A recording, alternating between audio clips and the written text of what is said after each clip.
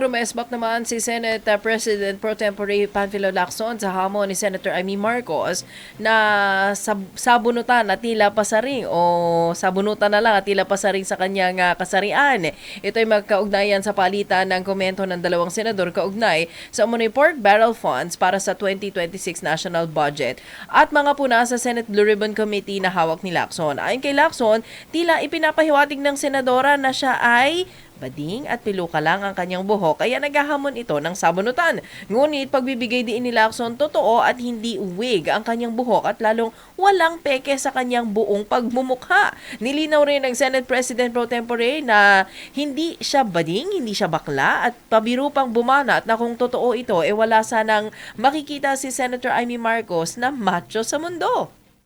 Either Senator Amy thought na piluka yung buhok ko or she was insinuating na bakla ako.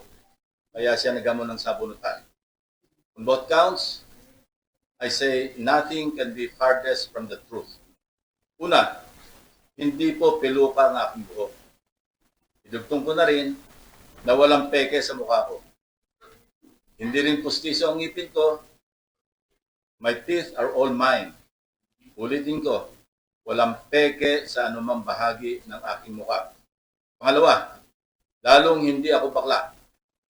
At kung iniisip ni Senator Amy na bakla ako, wala siyang maaaring makita na macho dito sa mundo.